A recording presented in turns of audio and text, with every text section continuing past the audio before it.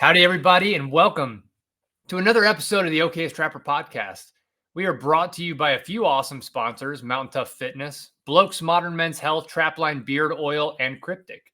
Go to our show notes wherever you're watching this and use the promo codes to cop some sweet discounts on fitness programs, supplements, beard oil, and of course, the best clothing that you can wear in the outdoors on your trapline to keep you warm. Now, my guest today is a trapper, a hunter, a guide, conservationist, a TV personality. He hails from Colorado and has been a staple in many people's living rooms for over a decade. His latest TV series, Last of a Breed, just released his second season on the Sportsman's Channel. Laramy Sasquatch Miller, welcome to the show.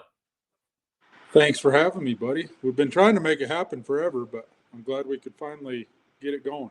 Yeah, well, obviously, both our schedules between me just wrapping up my wolf line, you wrapping up cat season, it's hard to coordinate, but I appreciate you making the time.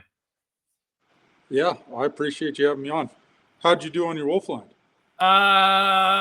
Let's not talk about it. We'll save that one. Not very well. I have not had as much time this year. And just as always, the wolves are smarter every year, Well, and wolves, you got to have that consistency because otherwise they figure it out so fast.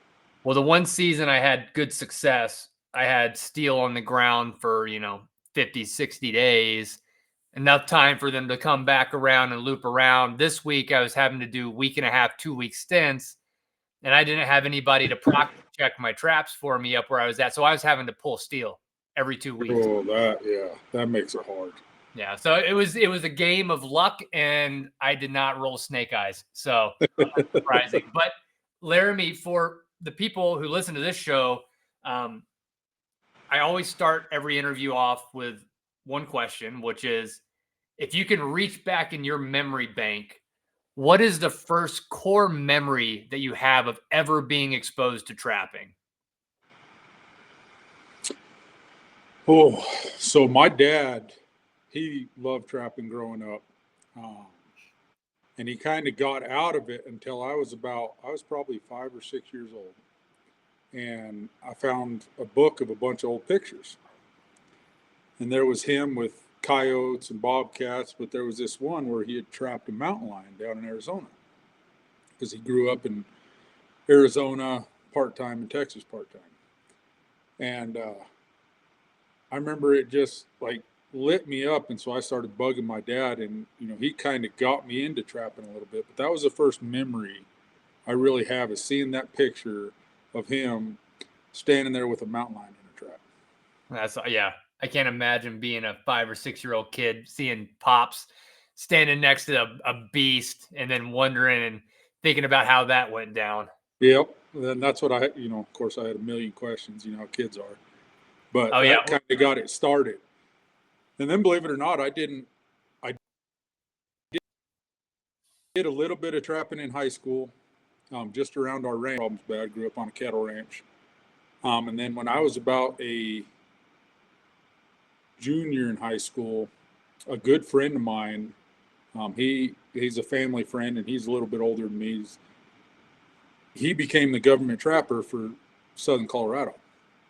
And so I got to be good buddies with him and started going with him. And, he's the one that taught me a lot about trapping, because my dad, he had a concrete business, didn't have the time. And then he passed away when I was 11. So I didn't have the trapping background growing up. I was on a horse in the mountains instead of trapping. But Clayton Wilson is his name. And he got me into trapping, and boy, I got ate up with it. So what was the introduction then? Obviously he was doing ADC trapping, but like, where did he start you out with? Or was it just both feet to the fire, everything that he was trapping you were tagging along with? Or I was tagging along with him a little bit, checking coyote traps, and then we go out at night and shoot beavers and coyotes. Because all the nuisance, there's a good friend of ours that owns a bunch of sheep, and the coyotes just wreak havoc on his sheep. And so we'd go out and spotlight them, and it just got that, how trapping is. Once you get that hook, it's like Christmas every day. Yeah. It's funny because here lately, being it's coming up on spring and the mice are going crazy, and I've been trapping a bunch of mice in the house because I live in the middle of nowhere, and Mice get in the house. And my wife has been so ate up with it because she's like, man, did we get another one? Did we get it? Like, she's so excited to check it. And I'm like, now you know the beginnings of trapping, because if you can trap a mouse, you can trap anything. Yep. Yeah. That hook is really real. And, similar with my wife, like we live in a little cabin in the middle of nowhere. So I've got my, I call it a Mormon high dive, a 5-gallon bucket with a little can and some peanut butter and a ramp. There And, you go. we're racking the mice up every day and you get excited about it. But, Yep. to touch back on, so even before you started trapping with the gentleman that you were talking about, you said you were doing some coyote trapping on a ranch before that. When you did start doing that from a nuisance perspective, were you using, cable restraints and snares, footholds? Like, what was kind of your go-to? Like, how did you cut your teeth? Like, was Man, it I just was using trial and homemade, error? homemade snares. Like, we didn't have any money to go buy anything or anything like that. And, I grew up as the man of the house pretty much because my dad passed away when I was young. And so, we had coyotes coming in and getting calves every once in a while and seeing them all the time out there. And so, I just started asking around and asking people, and I started trial and error, because back then we didn't have the internet. Started trial and error trying to catch coyotes at the house. And, I got halfway decent at it, but I never fully understood it until I started going with Clayton. But, I'd catch a few here and there. I shot a lot of coyotes, called a lot of coyotes. So with that like, were you using like tire wire and just kind of building your own snares? Yeah, electric wire, building my own snares, and trying to get lucky. I kind of knew a little bit just from what my dad had showed me when I was young, but it was all trial and error. I remember, stealing every bit of heavy gauge electric wire I could find, to start just trying to set those traps. And then, I got into, when I was young, I loved to try to trap anything. Birds, I'd made popsicle stick traps for birds and, all that kind of stuff, as we all did growing up. And yeah, it was tough at the beginning until I had somebody actually show me the right tools to use, because I'm sorry, but you can catch quite a bit. Now that I know what I know, I could go out and catch a bunch with electrical wire, but it's so much easier when you have the right tools to be able to do it. Yeah. Do you remember what your first catch was, like with your It was a electrical fox. wire? Was It was a red fox. you remember And what you I was lit up. I thought it was the coolest thing in the world. I was probably 13 years old, 12 years old, and I caught a fox. It was actually close to our chickens, and I had set a snare up and caught a fox. And I went out there and said, "You got to be kidding me!" Of course, it was still alive. I had to shoot it. got to learn the dispatch ways? Yeah. But man, too cool. And then, like, when you started working with the government trapper down there in Southern Colorado, like, do you remember like an epiphany moment? Because this podcast is often geared towards newer trappers, people who are getting into it and later in life. And do you remember something he showed you perchance that was either like blew your mind, or you're like, wow, I've really been doing this the wrong or the hard way for a while? Well, I think we overanalyze everything as trappers, as sportsmen. We make it harder on ourselves than it should be. That old KISS, keep it simple, stupid, really surprised me. Obviously scent is your biggest deterrent. Mm-hmm. And, I didn't have any rubber boots. I was wearing cowboy boots out there, and so that cut down a lot. And I realized that. But just not trying to make it too elaborate. I remember watching him, and I'm like, he's not doing anything different really than I did, except for his scent management. But like, I was trying to make it just the most perfect thing you could possibly see. And a lot of times that deters them, because look, when they're going through that 100 times before you ever set that snare, when you go try to make it look perfect, they kind of look at it like, wait a minute, that's not what it looked like, And so that was my biggest epiphany, was like, it really isn't that, like, you just got to go do it. You learn every time you go out there. Yeah, you can learn from these people, but don't make it too hard on yourself. Now, what year was this? Because I mean, thank God Prop 127 didn't get passed, but Colorado, despite what people may think of, is not exactly the most trap friendly state, especially No, on public land. it's really tough now. This is back in the late 90s, early 2000s. So with that, like, when did it start to get more strict? Because I know you can't like use conibear. Middle to late 2000s is when it really, like 2000, probably 10 or 12 is when they started wanting you to use all your body or your live catch traps and stuff like that. Before that, they've slowly, like originally they got rid of snares and they got rid of footholds. Now you can't even hardly trap on public land. I mean, what are you going to do? Go set a box trap for everything? Well, you're not going to be super successful unless you're just trying to catch fox and cats. So yeah, Colorado has, I'm hoping all the work we're doing is helping that, but Colorado is tough for a new sportsman that wants to try trapping. Unless you're on private land, you're going to struggle because you just don't have the means to be able to do it. So did you get all your reps in on private land and doing some of the control work, or did you ever get a chance to do some on public as well? I did start going on public about like right around 2003, 2004. I started going on public a lot, but most of what I did, everybody around us is farmers and ranchers, and so none of them trapped. Mm-hmm. And so it was awesome for me because everybody I asked said, go ahead. And so I started mainly on my trapping on private. Gotcha. And then of course when I moved to Montana in middle to late 2000s, then I really ramped it up and I started trapping a lot. Yep. Obviously I could trap a lot more. Growing up, you couldn't trap pine martens. You couldn't, do a lot of that stuff in Colorado. I was pretty much bobcats, coyotes, fox, coons. I didn't have the water animals. And then I moved to Montana and I'm like, man, this is a whole different world. And just the further north you go is awesome. Yeah. I mean, like where I'm at in Idaho, I'm very lucky. I get all the critters, which is pretty cool. But, what year was it? Well, let's back up a little bit because I think this will be a pretty good parlay into your story. When you moved to Montana, was that before or after you kind of busted into the outdoor television scene? So it was right about the same time. So I moved to Montana in 2009, and that was right. I had started filming in 2000.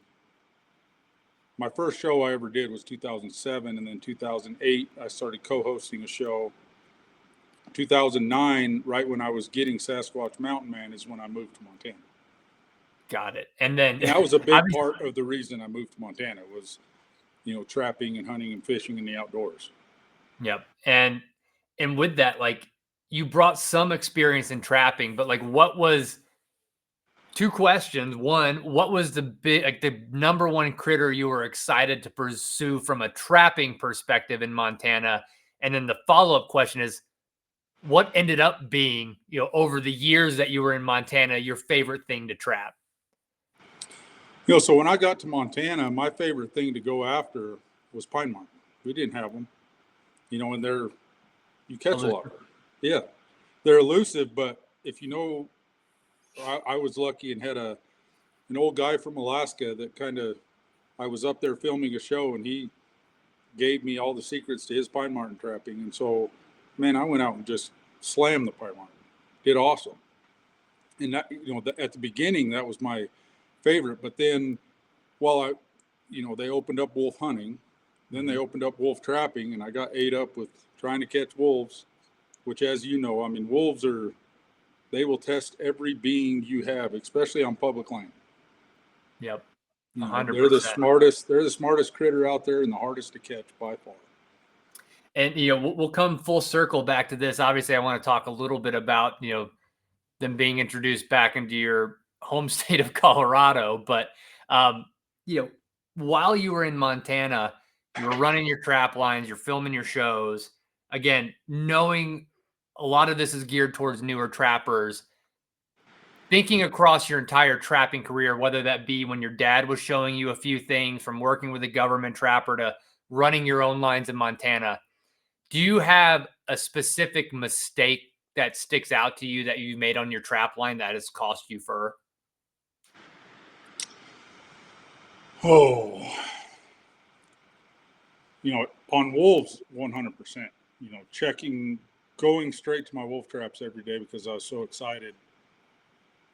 It cost me a lot. Mm-hmm. But as you know, like in that country, the freeze and thaw, not bedding my traps properly or with the right material is probably the number one thing. Because I had so many misses because of that freeze and thaw. You set your traps when it's not frozen, and then it freezes up every night and unthaws, and that's the hardest thing for a trapper. Or you get a foot and a half of snow on top of your trap. There's always that. Ask me how I know. Yeah. I'm guessing that just happened.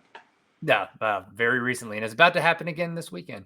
And then on the other side of that too, obviously you've done fur handling, as you've skinned any number of critters. I mean, especially as a guide too, like you're skinning all sorts of critters. So this might go beyond just fur bearers, but like in the fur shed, what's the biggest mistake you've made on fur handling that has cost you dearly, whether that be ruined pelts, holes, whatever the case may be? Patience. Patience is the number one thing. We want to get it done, but get it done right. And people get these super, super sharp knives and they want to rip through an animal. That's the biggest mistake, because then you're poking holes. You're getting part of that membrane off the hide that you don't need to get off the hide. And, that's the biggest mistake. Yeah, slow down to speed up. Yep. And then the river critters, did that bug get you? And I'm going to ask that because what I found, and I know obviously like with a couple of your shows, I happen to know that you're very much a man who likes the past. For me, Yep. I always say that river trapping specifically is the best time machine that I've ever been able to find. Did that hook get into you as well when you got to Montana? Oh yeah, I loved, of course, beavers. I mean, the whole mountain man aura.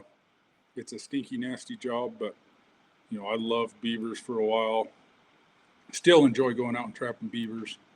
The mink and otters were a really cool thing for me for a while because I didn't grow up trapping them. I knew nothing about them, and so that was cool to get into the water and seeing. I mean, it's easier to trap in the water than it is on the ground. Yep. And that was a big part of my trapping there for a while, was doing a lot of water stuff. And I think most people know you from your hunting. So a question I'd like to ask people who are well versed in trapping and hunting is, do you believe that trapping makes you a better hunter? And then what specifically is it about pursuing trapping that really translates well to improving your big game hunting? Yeah, trapping will make you.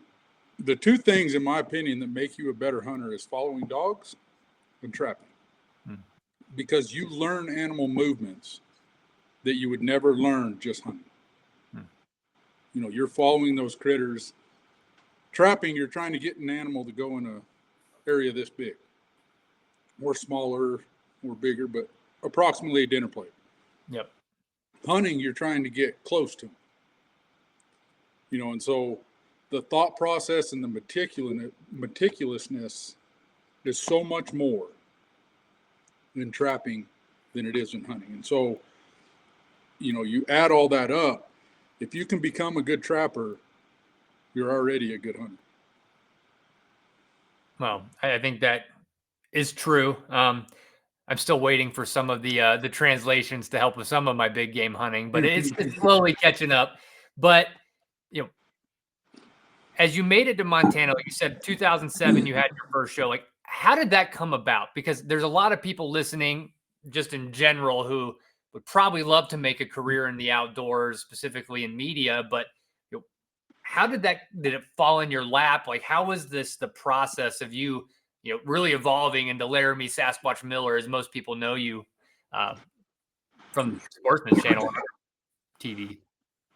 I got lucky. The right place at the right time. I never set out to go on TV. Like, that wasn't my driving force. I never wanted to be in front of the camera. My uncle, when I was younger, used to film his hunts and sell VHSs in Walmart. So way back, he did reel tapes and VHS. And so I always had that love. Well, they passed away in a plane crash in 95. So, and then my dad passed away a year later. And so I always had that love from a kid. But when I got done, I played football. I got hurt in football, was done with football, and I sat there and said, what am I going to do with my life? And I love the outdoors. I grew up on the back of a horse, going to hunting camps. And so I'm like, you know what? I was working in the oil field at the time, and my grandpa told me, he said, Slammer, if you do what you truly enjoy, you don't work a day in your life. So I put in my 2 weeks and went and started guiding full time. And, because I wanted to make my living outdoors. And I just so happened I guided for a TV show, Trevor Gowdy's Quest for the Wand. And Trevor called me like 2 weeks after the TV show. I got lucky, called this bull elk all the way down the mountain, came right in front of us, shot it at 30 yards. And was this in 2006? Would this have been 2006 then, or earlier? This is 2007. Okay. Fall of 07. And Trevor called me and said, hey, I want you to come on and take over as my co-host. Of course, I'm in my early 20s, and I thought, you mean you're going to send me, pay for me to go hunt all over the place? And heck yeah. So I started co-hosting for him. Oh, I got the hiccups. And I did that for like a year and a half. And I'm like, if I'm going to do this, I'm going to do it right and do it the way I want to do it. And so I went to Trevor and I said, hey, I want to start my own show. Mountain man oriented, my own show. And so he set me up a meeting with Jeff Wayne at the Outdoor Channel at the time. And I remember I walk in the meeting, and of course, I'm just this little old country boy scared to death. Walk in the meeting, and I looked at Jeff and I said, Jeff, I want you to poll all your viewers. And if Jeremiah Johnson isn't in the top 10 of favorite TV shows or favorite movies, you don't ever have to talk to me again. But if it is, I am the modern day Jeremiah Johnson. And that was my line. I had a contract 2 hours later. That's awesome. And well, I mean, that ties right into trapping. So as you're going to Montana, you're trapping more, you're guiding, you're hunting. Like, yep. I understand why it would have been hard to say no. And by the way, you said little old country boy. You were everything but little. I have stood next to you, and you were one giant of a human. There's a reason they call me Sasquatch. Yeah. That's a whole nother story in itself. Well, hit us with it. How'd that come about then? So when I was playing football, they called me the Vanilla Gorilla. Yep. That was my nickname. And I was 300 pounds back then. Well, when I started guiding full time, I guided this country boy from North Carolina. And I hiked his poor butt off. And he looked at me and he said, I'm going to start calling you Bigfoot. He said, because the way that you hike these mountains, he's like, somebody your size should not be able to move through the woods like you do. And so he started calling me Bigfoot, and then it just kind of stuck. And then it transitioned to Sasquatch. And I mean, everybody I guided with, they'd call me Sasquatch. And so, the name stuck. Here 20 years later, it's still known as Sasquatch. I'll go to somewhere and not very many people remember my first name, but they remember Sasquatch. I'll hear Sasquatch yelling from clear across the room. Oh, yeah. Plus, you're standing a foot over most people, so it's hard to not miss you, too. I don't hide in public very well. Yeah, no, not at all. So you got your contract within 2 hours of that line that you had mentioned about, the viewership. Obviously, like you said, you'd been with Trey for a year and a half or so you understood kind of the mechanics of filming.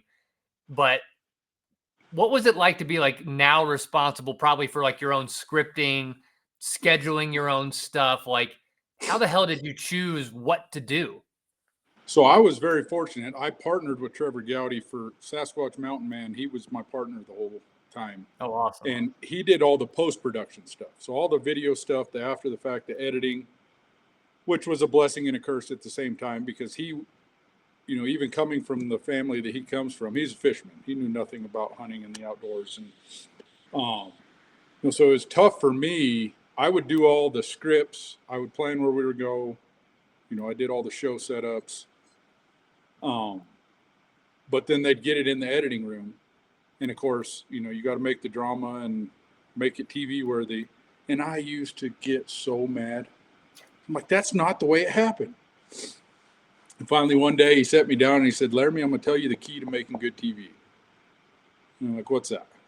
He said, don't let the truth get in the way of a good story. And, I look back, and that show was very successful and did very well. But I still got so mad. Like, I still get mad to this day because there were so many things that I thought could have been done better because, keep it more realistic. Mm-hmm. But, I learned some valuable lessons while working with him, and then I went off on my own and did Last of a Breed and The Trail on the Outdoor Channel and Sportsman Channel. And I owned everything on those. I was in charge of all the editing, cameramen, all that. And so it's been an interesting ride. I would say that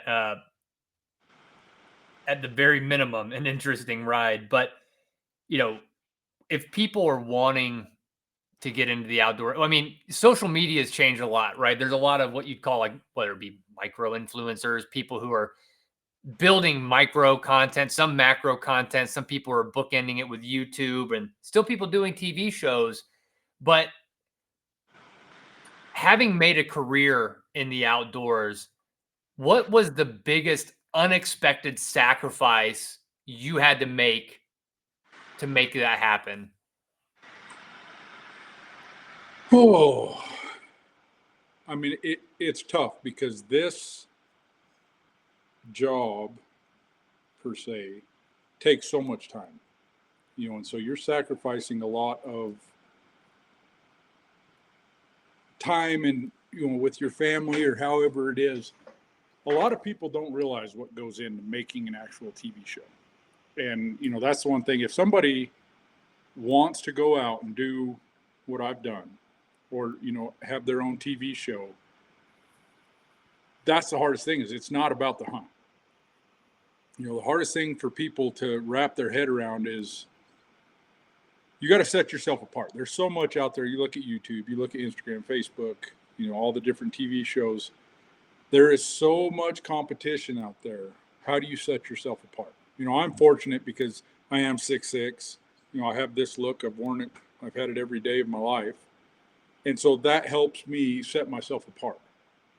Like, what do you have to set yourself apart from the rest, of the world that thinks, they can wear Sitka or Kuyu and go out and, kill a big bull on a private ranch. And look, everybody's seen any which way animals can die. You can Google it on YouTube. Like, you can, that's not going to set you apart. Killing big animals anymore is not, I was very fortunate the timing I got into it because it really blew up in the early 2010s.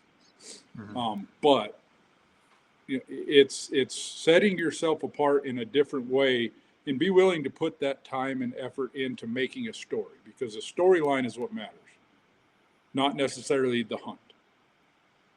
And I had a question on that because, even for this podcast, right, I script it out. I mean, it's a loose script, but, I have an idea of what we're going to talk about. I do my research, and, I was talking to a potential sponsor for the show the other day and talking about trapping content, very small stuff. And I got almost like clammed up, like the idea of even just the stuff I do every day when I'm out trapping, like the thought of putting it on film in a meaningful way with a story tied to it is truly kind of overwhelming, because like you can't just take a GoPro, like you can talk to it, sure, but is that differentiating? Does that make it compelling? So like, as much as you're willing to share, like, what does that process look like? Like, if you're going for a hunt that you're going to film, like, how much of that is like in your head pre-scripted versus letting the hunt play out and then rolling with it, but building a script around that? So there's two ways you can do it, and I do it both ways, just depending. You have to have certain scenes set up beforehand. You have to have, different aspects of a show or a story that you've already done your previous research. You have it somewhat scripted to help it flow. Obviously, I try to let things happen in the field the way that they happen. And then you always have to go back and do the reproduction to make it all fall together. Mm-hmm. Where, what, when, and why. Those are your biggest questions that you have to answer throughout a show. You can't just go film a hunt and once the animal's killed, take the footage and go edit it. No, there's got to be some kind of production to make it all make sense. Because otherwise, let's face it, probably 70% of your hunts don't have a great storyline. Yep. So you have to figure out, okay, so how am I going to either fill up this time or how am I going to complete this story? And that, it took me a long time. I'm very fortunate because I get in front of the camera and I can just rattle off, and I've never had that camera shy, but it happens to a lot of people. There's a lot of people, they can, talk and be great until you hit play on that camera. Yep. And then they lose everything in their head, which that's fine as well. Those type of people need to have everything scripted from beginning to end. Me, I'm lucky I can ad lib and, do, and I think that kind of separates myself a little bit. And I love storytelling. So with, like the old mountain man, I love a good story. What do they say? You can spin a yarn. Yeah. With Last of a Breed though, like with a series that has, like a through line, like, more primitive or, historic reaches, like trapping like they did, using a hawk and rifle. Do you find those easy, or is that why you set those up too? Because you can more easily weave a story into that like historic marker of shows? Well, 100%. You look at, so Sasquatch Mountain Man was the biggest show I've had. It was number one on the Outdoor Channel for a number of years. And the reason is because of the production value, because we had it scripted beforehand. We had every show had like a 2-minute story in it, a mountain man story of some kind, that we would pick and choose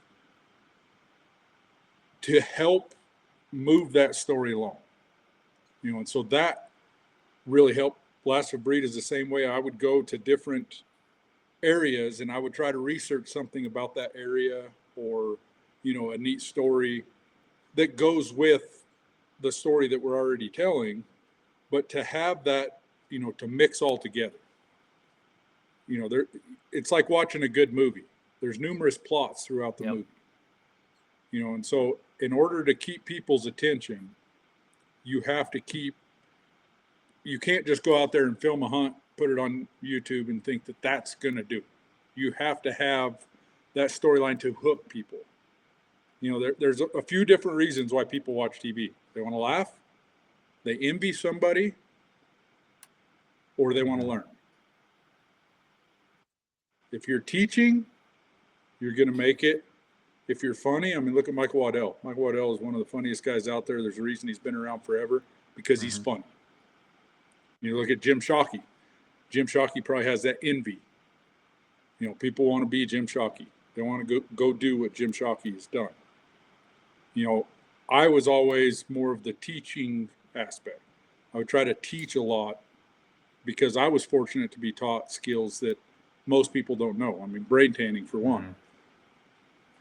Not very many people have tried or even know where to start when it comes to brain tanning. Well, I'd say the brain. Or trapping, like you said. Yeah. And so those are the three main reasons people watch anything.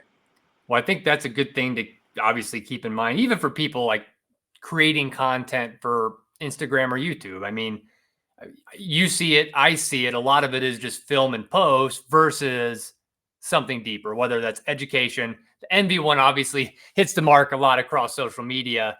But you can still weave that into your story. So people listening, take a page out of Laramy's book, and not necessarily you have to build a script, but hit those things, and you can probably make a lot more compelling content. 100%. Now, obviously, you have a fantastic daughter who's about the same age as me, and I believe you guys have another one on the way, right? Well, Yep. congratulations, by the way. Thank you. I always ask parents, especially around trapping, and I don't know if you've gotten, I won't say your daughter's name on here, but your daughter out trapping or not. I know she's been out kind of close to some of the cats you guys have treed recently, but from your perspective, what's the key thing for ensuring that she and then other young kids get in the outdoors, but not only do that, but enjoy it and build a love for being out there, whether it's trapping, cat hunting, anything? You got to make it fun for them because, that time of year can be tough. It can be cold, miserable. You have to make it fun for them, but at the same time, they still have to earn it. Kids are funny, but if they're having fun or if they feel like they're earning something, they're going to be a lot more apt to do it. If you just take them out there and try to force them to stay out there when they're cold or, to do different things, they're not going to enjoy it. It's just like anything we did as a kid, if we didn't enjoy it, we probably don't do it today. Yeah. And do you have any like tips or tricks? Like, is it like having a warm hut nearby? Because, I struggle too. Like my daughter, my son go out on my trap line. Thankfully, we live in a place where it's a pretty quick zip back to the house before I can get back to my trap line. But for people who have to drive a significant distance to kind of run some of these things, like, how do you handle that? I mean, like I said, I try to make it as fun as I can, but like I put hand warmers in her socks, hand warmers in her gloves, do different things to try to keep her warm when we're out there in the winter. Make snowmen with her, do whatever it takes, do a lot of what she wants to do. Obviously, we're focused on trying to go check our trap line and do those things, but there's a lot of other things you can do while you're out there. Just being outdoors is amazing for them. I mean, I think if more kids would go play outdoors or, if we can get more kids into the outdoors, you just have to immerse them in it. Like my daughter, I have two older kids as well. And from day one, I mean, I had them in my backpack out there experiencing it, and they have a love for it now. I mean, my daughter, she's 4 years old, and all winter, I mean, I guide mountain lion hunters all winter, and she gets so mad when she can't go. Like when she wakes up and I'm gone, poor mom goes through hell, because she's upset that I didn't take her with me. And I think that's because I immersed her in it since she was just a little bitty. I mean, I had her at bear baits at 9 months old. She was at her first, or no, not 9 months, bear baits at 2 months old. And she was at her first mountain lion tree when she was 9 months old. Yeah, that's awesome. And so I feel that, like I always tell people, like we had my oldest daughter who's also 4. She was out helping me blood trail a bear at 2 weeks. She and my wife out there like in a little strap, right? And they're immersed in it, and it's fantastic. But with that on the cat season, obviously it seems like you had a good cat season. I wanted to ask, did it feel a little different this year on the heels of Prop 127 failing? Did it feel a little sweeter, or was it just back to status quo? it made you realize how close we are to losing, our outdoor lifestyle, and so it made me hunt a little harder this year. And granted, the weather was horrible for us down south in Colorado. We didn't hardly have any snow, and so I had to hunt way harder than normal, and I was still really successful. But it made you appreciate it a lot more, at least for me. And with some of the stuff going on in Colorado, like you recently moved back to Colorado from Montana. So coming from Montana, where you were able to pursue wolves, to coming back to Colorado to having them reintroduced in the past year, like obviously you have a lot of ranching buddies, you've got a lot of connections around the state. What's your perspective? I mean, I feel like I know your perspective, but love to hear it from you. Like, what's the perspective on the ground for the wolf reintroduction? Here's the thing about wolves. Wolves and grizzly bears are two of the animals that they need a ton of country to be able to exist, because otherwise they're too destructive. They cover too much country. It kills me to see the stupidity of Colorado. We should not have any wildlife decisions on a ballot. There's a reason we have biologists. There's a reason we do all these researches and spend all this money, is so that educated individuals can make the decisions for our wildlife. When you start playing with people's heartstrings and people that don't have the knowledge, let's face it, most of these people that voted to introduce the wolves, they've seen a wolf on TV and thought, oh, it reminds me of their puppy dog. They are nothing the same. I feel bad for the wolves, honestly, in Colorado, because they're set up for failure. There's too many people. There's not enough big country. It's going to destroy the elk and deer populations, and then where do they go? You already see all the problems they're having with ranchers. It's just, wolves will do what they're bred to do. It's these idiot politicians and the people that vote not educating themselves about, the circumstances. Colorado, there's a reason our forefathers got rid of them. We have too many people. There's too much residential area. There's not enough room for wolves to run. Wolves belong in Canada, up in northern Alaska, in places where they can go run, and they have, the animals can get away. They have big country to go navigate. They don't belong in these little blocks of national forest and wilderness that we're throwing them.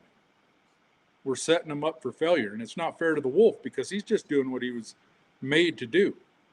It's habitual to them.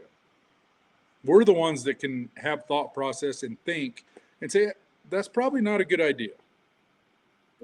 It just kills me that there's no common sense left. And well, like you said, they also don't understand borders. Like you said, like putting them in these national parks that are not as wide ranging as like northern Canada, Alaska, they don't know that, right?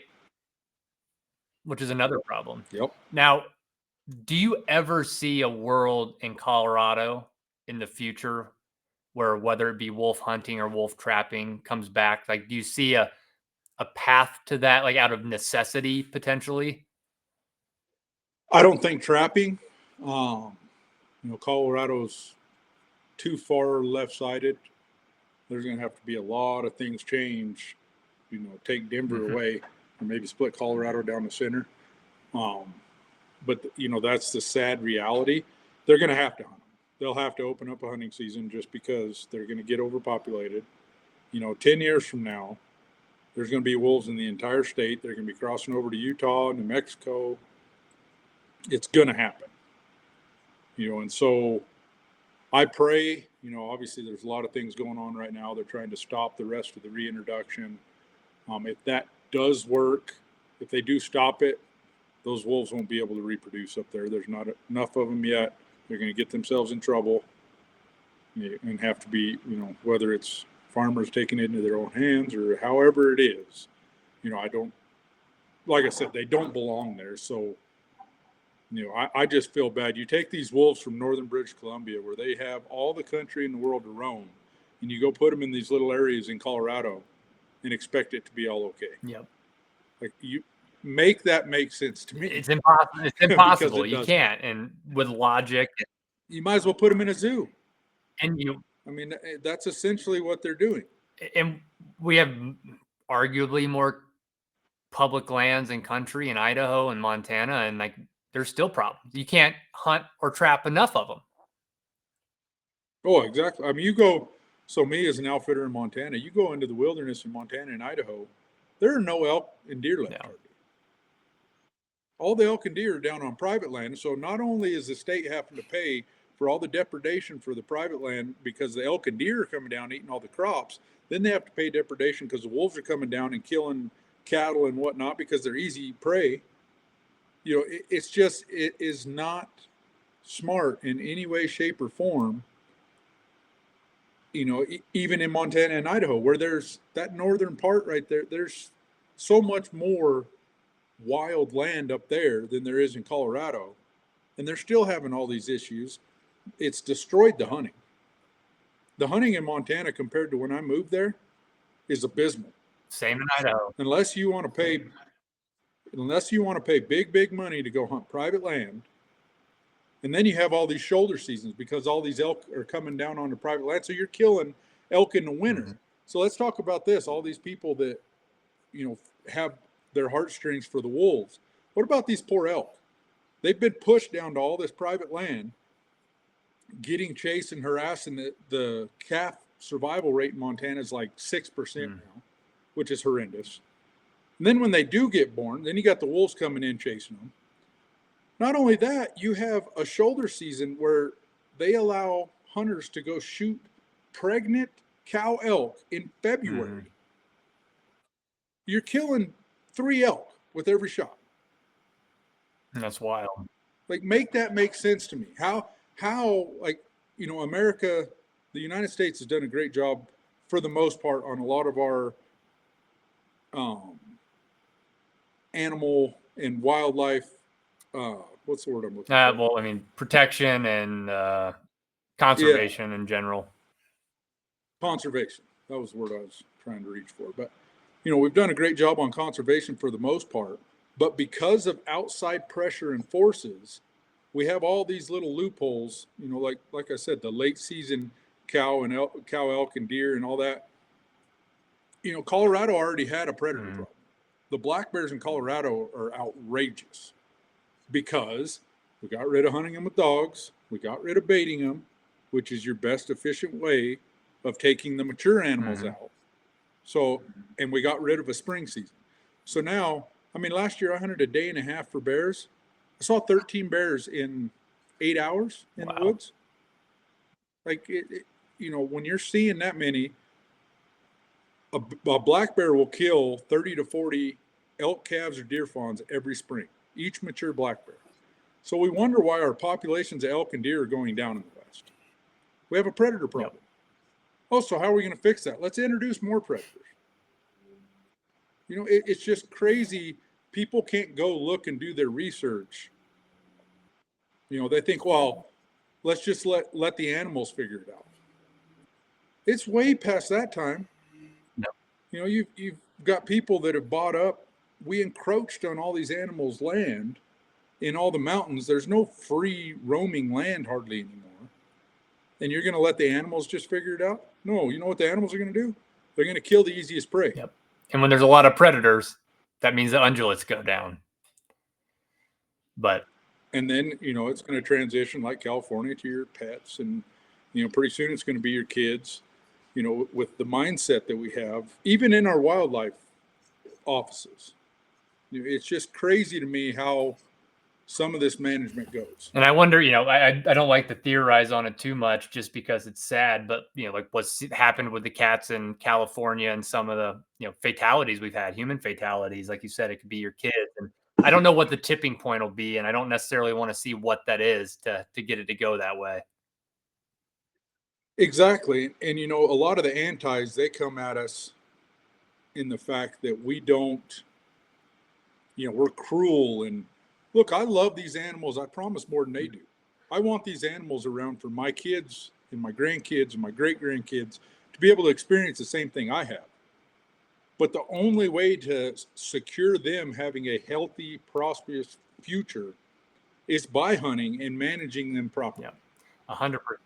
And when you have the other side fighting, and then, we give a little bit of ground and we let them introduce wolves, or we take away foothold traps. Well, then you're not as efficient. So what happens? Your predators keep gaining because predators are always the soft spot for antis. Well, your predator populations keep going up, ungulates keep going down, it's eventually going to hit somewhere, somehow. I mean, like you say, California is just going to get worse and worse. I pray that they can pass the black bear law and allow dogs and whatnot again, but it's going to be tough. Yeah. Well, I can't believe it, but we're also coming up with about 10 minutes left. So I'm going to hit you with like the last 3 like lightning round questions that I ask everybody. What do you see as the future of trapping? Honestly, I've seen trapping make a little bit of a resurgence here in the last 10 years, but without us pushing it and, with all the laws and regulations, and we're kind of our own enemies at times because you have to be very careful what you post, what you talk about, because just because it's some uneducated anti-trapper out there, don't give them fuel for the fire. I'm all about standing up for what you believe in, and you can do it in a right way, and I think the more we can show the ethics of trapping, the better trapping is going to do. And so I just pray that we can all have the humility to not post everything. Like I saw on Facebook the other day, a guy was letting a dog kill a coon in a trap. No. And I'm like, why would you post that? Why? It's stuff like that that, don't apologize for who you are. And yeah, that happens and whatever, but don't post it. And so the more that we can ethically show how we are managing our predator population, all the way down to coons and possums and, whatever you want to trap, the better it's going to be for all of us in the long run. Yeah, I think that goes a long way and something that I've definitely seen. There's a need for articulation of the why. We have the history, right? That's a big part of it. We have the management side of it, but we all have to take a step up in how we approach it. And like you said, not everything's meant for social media. You're going to slip up every once in a while, and cool. But as long as I think 80% of everybody's mindset is, let's put our best foot forward, I think we're going to be all the better for it. But next question. Like you said, education. Yeah. Educate people. If they have a problem with what you're doing, maybe they don't know. So educate them in a compassionate way. Yeah. And I actually have this for you. I'm going to send you a couple of these for your daughter, because my daughter loves these, but they're little 3D printed traps. That's for awesome. Training. It's for education, but even for educating your neighbor or your friend or somebody you want to go ask for private land. Like, hey, here's how these operate. They're not lethal. They're not this, that, or the other. You can show them conibears, snare wires, all sorts of stuff. But I think education will go a long way. But you've had a lifetime in the woods. What is the wildest experience out of all of them that you can think of that you've had in the woods? Man, I've been charged by grizzly bears. I've been attacked by a mountain lion and a culvert. But the craziest thing was probably when I blew my finger off in Alaska. All right. And the reason I say crazy is, I was up there, just me and a cameraman, hunting caribou and black bear, and did a float trip, and I was supposed to float down the river, and I blew my finger off. And it saved my life. Wait, was this with a muzzle loader or was this Yeah. Okay. Muzzle loader. Yeah, it saved my life because my appendix ruptured 2 days later. Oh boy. And so if I wouldn't have got out, it took me 18 hours to get out. I was 180 air miles from the closest anything. And it took me 18 hours to get out. If my appendix would have ruptured up there, I didn't have 18 hours.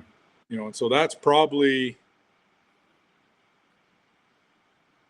that was a crazy, but also it's amazing how the man upstairs works. I say that is nothing but a God thing. It took you probably the pain of losing half of your pinky, and you were probably pretty pissed at the time at yourself and the situation. But then hindsight, you're like, wow, thanks God. Yeah, 100%. And I had an old Hawken rifle that I had built.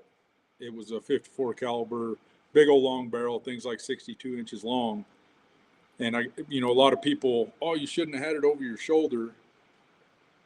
No, I shouldn't have had a cap in it, but I just seen some caribou, put a cap in, and I'm trying to cut these caribou off. And, I had a cameraman behind me, so I couldn't carry the gun any other way. And I got a lot of flack, from keyboard cowboys about that. Mm-hmm. But everything happened the way it was supposed to. Yep. I played it back. I remember for those 2 days before my appendix ruptured, I played it back in my head like, what could I have done different? Well, I'm of the belief that God has a toughness and stubborn bastard scale. And what he has to do to get your attention for some things, I happen to be a guy who will touch the hot stove more than once. You might be as well. So, there is a scale if you're already tough that God's going to push you, and probably blowing your finger off was the only way he was going to get you out of there Yep. in the first place. So I think it's a good thing. But all right. So Laramy, I love to end on a hypothetical. So I'm going to give this to you. You got to pick one and then we'll wrap up. But would you rather have to give up all your cat hunting pursuits, but you get to live to 100 years old? Or would you rather get to keep cat hunting and only live to 80, but any cat you take has to be with a crossbow and someone filming you? Oh, I mean, obviously the second one, boy, the crossbow kills me. I figured that might make it a little tougher. Just the fact of shooting a crossbow, I'd rather have my longbow. 100%. But you don't get that choice. All right, so you're going to live at least till 80, and you get to keep hunting cats, even if you have to do it with a crossbow. But Laramy, first and foremost, thank you. Thanks for all you're doing on the conservation front. Can you tell people what you've got coming up, and for people who already know you or don't know you, where they can find out a little bit more and see some of your past shows and upcoming stuff? So you can go on YouTube and find just about any of my past shows. Just look up Laramy Sasquatch Miller. Also, I have a new show that is currently just started airing on Pursuit Channel called The Legacy. And then it will transition to YouTube as well later this summer. So those are the two places you can watch the content. You can also Facebook and Instagram. And yeah. Cool. What's the TLDR, like the quick spin on The Legacy? So Legacy is a lot like Last of a Breed, but it's more of, I was very fortunate to have my family leave a legacy on me. So it's the legacy that I'm leaving, but I also showcase, everywhere you go and everybody you meet has a legacy of some kind. And I'm trying to showcase some of these people that have left a legacy on their family. That's awesome. Well, I can't wait to watch that. And I'm in the same boat of trying to build a legacy from nothing for my family too. And I hope it carries over. So I look forward to that. And for everybody listening, thanks. And we'll catch you next time on another episode of the Okayest Trapper podcast.